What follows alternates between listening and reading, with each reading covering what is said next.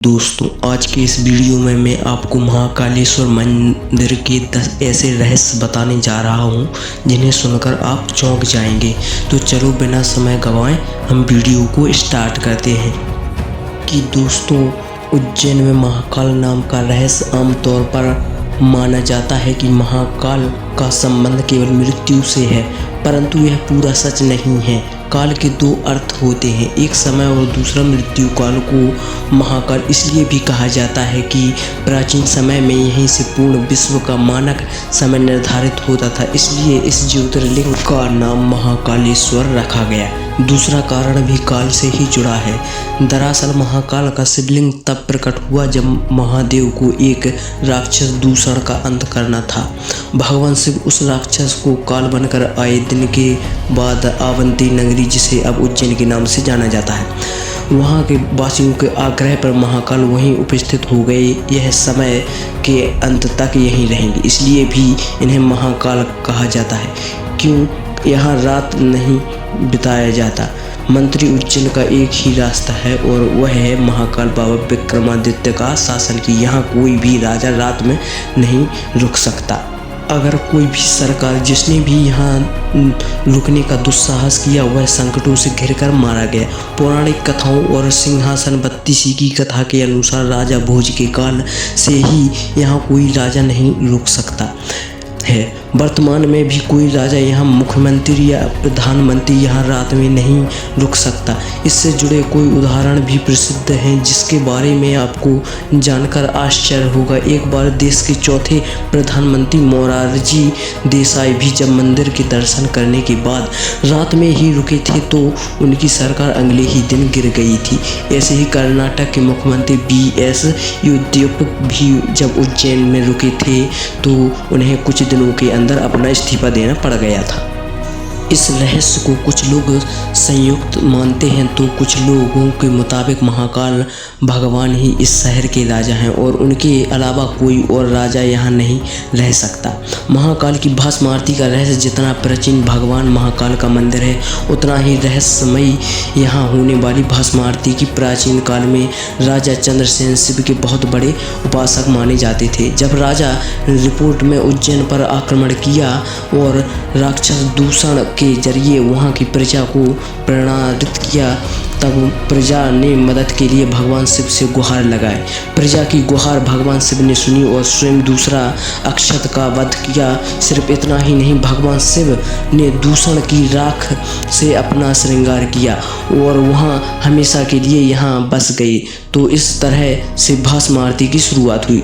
चिता भस्म से की जाती थी आरती। यहाँ पर भगवान शिव के शिवलिंग पर चेतक की ताजी भस्म से आरती की जाती थी और इसी से उनका श्रृंगार भी होता था।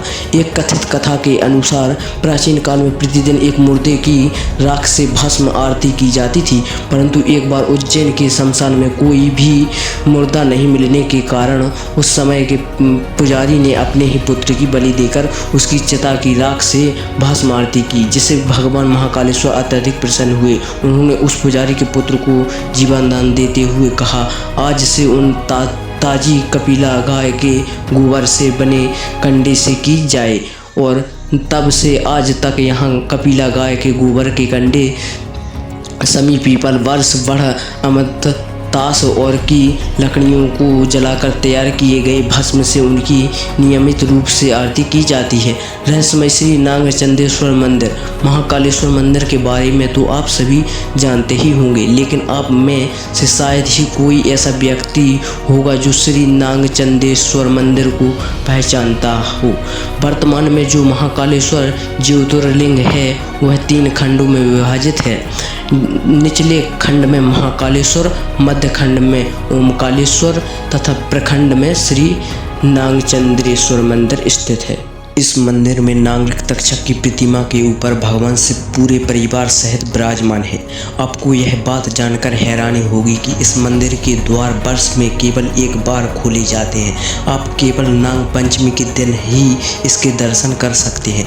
दक्षिण मुखी शिवलिंग इस समय पूरे संसार के सभी शिव मंदिरों में स्थापित शिवलिंग और ज्योतिर्लिंग की जलधारी उत्तर दिशा की ओर, किंतु महाकालेश्वर ही एक ऐसा ज्योतिर्लिंग है जिसकी की जलाधारी दक्षिण दिशा की ओर है, इसलिए इन्हें दक्षिण मुखी महाकाल के नाम से जाना जाता है। स्वयंभू ज्योतिर्लिंग 12 ज्योतिर्लिंग में से एक महाकाल ही एकमात्र सर्वोत्तम शिवलिंग है, अर्थात आकाश में तारक लिंग, पाताल में हाटकेश्वर लिंग और पृथ्वी पर महाकालेश्वर शिवलिंग ही मान्य शिवलिंग है। मान्यता है कि महाकाल मंदिर में शिवलिंग स्वयंभू है। विश्व भर में काल गणना की नगरी कहे जाने वाले उज्जैन में मान्यता है कि भगवान महाकाल ही समय को लगातार चलाते हैं और काल भैरव काल का नाश करते हैं। मंदिर जहां भगवान को पिलाई जाती है मदिरा के गर्भगृह में जो महाकाल मंदिर से जुड़ी हुई, जहां भैरव बाबा का मंदिर स्थित काल भैरव मंदिर देश ही नहीं बल्कि दुनिया का एकमात्र ऐसा मंदिर है जहां भगवान को मदिरा, जहां पूरी दुनिया में मंदिरों के आसपास शराब दुकान हटाओ हंसती है, वहीं दूसरी ओर महाकाल के मंदिर परिसर से लेकर इसके रास्ते तक में बहुत सारी दुकान शराब की लगी हुई हैं।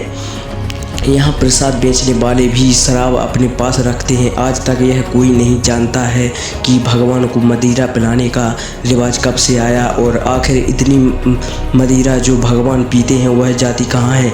जूना महाकाल मुगल काल में इस शिवलिंग को नष्ट करने की कोशिश करी गई, जिसके कारण उसे छिपा दिया और इसकी जगह दूसरी शिवलिंग रखकर उसकी पूजा करने लगे।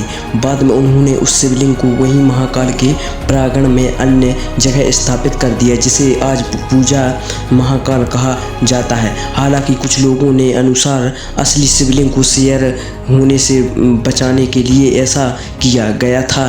तरह समय भक्त वैसे तो मंदिरों में रोजाना चमत्कार होते हैं, लेकिन सभी चमत्कार आम लोगों तक नहीं पहुंच पाते। ऐसा ही एक दुर्लभ चमत्कार महाकाल मंदिर के गर्भगृह में लगे सीसीटीवी कैमरे में कैद हो गया और किसी सदस्यों ने इस चमत्कार को सार्वजनिक हुआ था। यह तस्वीर सावन महक नवरात्रि में बाबा महाकाल को बेलपत्र से डर दिया जाता है और उसके बाद यहाँ भक्तों को आना मना है। तभी आधी रात में सीसीटीवी से लिए गए इस फोटो में दिख रहा है कि आदर्श शक्ति मौजूद है जो कि महाकाल की पूजा कर रही है।